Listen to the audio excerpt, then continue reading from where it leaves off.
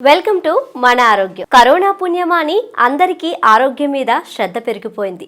జబ్బు వచ్చాక మందులు, టాబ్లెట్స్, హాస్పిటల్ అని ఆలోచించే జనాలు ఇప్పుడు జబ్బులు రాకుండా ఉండేందుకు జాగ్రత్తలు తీసుకుంటున్నారు.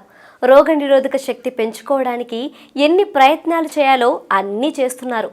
అయితే దానికోసం పెద్దగా కష్టపడక్కర్లేదు, పెద్దగా ఖర్చు పెట్టక్కర్లేదు. మనం రోజు తినే ఆహారంలో ఇవి సరిగ్గా వాడితే సరిపోతుంది. మనం కూరగాయల కోసం బజారుకు వెళితే తప్పకుండా తీసుకునేవి 4 రకాల ఆకుకూరలు. వెజ్ అయినా నాన్ వెజ్ అయినా ఈ 4 ఉండాల్సిందే. కరివేపాకు, పుదీనా, కొత్తిమీర, మెంతికూర. పప్పులో అయినా సాంబార్లో అయినా కరివేపాకు లేకపోతే రుచి సహించదు. వంకాయ అయినా ఆలు అయినా మెంతికూర వేస్తేనే రుచి. బిర్యానీ వండిన తర్వాత కాస్త పుదీనా వేయకపోతే ఫ్లేవరే రాదు.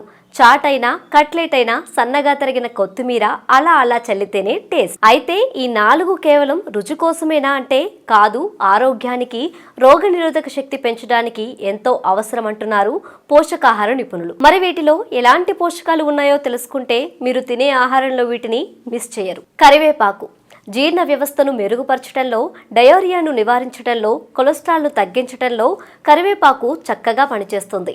కరివేపాకును ఆహారంలో తీసుకుంటే జుట్టు రాలిపోకుండా చూసుకోవచ్చు. కరివేపాకును ముద్దలా చేసుకొని తలకు పట్టించి అరగంట అయ్యాక తలస్నానం చేస్తే క్రమంగా జుట్టు పెరుగుతుంది. జ్ఞాపక శక్తి తక్కువగా ఉందని భావించేవారు, మతిమరుపు ఉన్నవారు నిత్యం కరివేపాకును తింటుంటే ఆయా సమస్యల నుంచి బయటపడవచ్చు.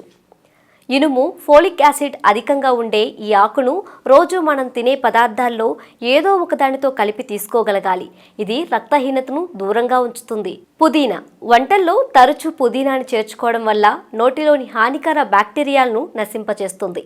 వర్షాకాలం, శీతాకాలంలో పుదీనా ఆకులు నూనె వేసి ఆవిరి పట్టినట్లయితే జలుబు, గొంతు నొప్పుల నుండి ఉపశమనం పొందవచ్చు. శ్వాస సంబంధిత సమస్యలు పుదీనా దరిచేరనివ్వదు. పుదీనా ఆకులు టీ తాగితే కంఠస్వరం బాగుంటుంది. గాయకులు, డబ్బింగ్ చెప్పేవారు పుదీనా రసం తాగితే కంఠస్వరం మధురంగా తయారవుతుంది. కడుపు నొప్పితో బాధపడుతున్న వారు మరిగించిన పాలలో పుదీనా ఆకులను వేసి కాస్త పంచదార కలిపి తాగితే ఫలితం లభిస్తుంది. పుదీనా ఆకులు నమిలితే పళ్ళు, చిగుళ్ళు గట్టిపడతాయి. చిగుళ్లకు సంబంధించిన వ్యాధులు దూరమవుతాయి. చిన్నపిల్లలకు గోరువెచ్చని నీటిలో 6 చుక్కల పుదీనా రసం కలిపి తాగించటం వల్ల కడుపు ఉబ్బరం, కడుపు నొప్పి నుంచి ఉపశమనం లభిస్తుంది. కొత్తిమీర ఆకులు అన్ని రకాల కూరల్లో వాడతారు. ముఖ్యంగా శాకాహార కూరల్లో కంటే మాంసాహార కూరల్లో ఎక్కువగా వాడతారు. కొత్తిమీరలో యాంటీ ఆక్సిడెంట్లు ఎక్కువగా ఉండటం వల్ల చెడు కొలెస్ట్రాల్ను తొలగిస్తుంది. దీనిలో proteins, calcium, phosphorus, oxalic acids, potassium, iron, sodium మొదలైనవి ఉన్నాయి. కొత్తిమీర రక్తహీనతను తగ్గిస్తుంది. పొగ తాగటం, కెమోథెరపీ వల్ల కలిగే నష్టము తగ్గించడానికి పోరాడుతుంది. కొలెస్ట్రాల్ను తగ్గిస్తుంది. రక్తనాళాల్లో ఆటంకాలను తొలగిస్తుంది.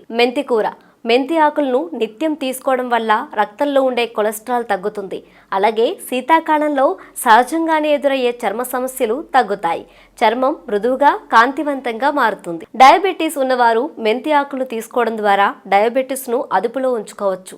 జీర్ణ సమస్యలు ఉన్నవారు మెంతి ఆకులు నిత్యం తీసుకుంటే జీర్ణ సమస్యల నుంచి బయటపడవచ్చు. చూశారు కదండి, మీ ఇమ్యూనిటీ పెంచుకోవడానికి ఎలాంటి ఆహార పదార్థాలు తీసుకోవాలో.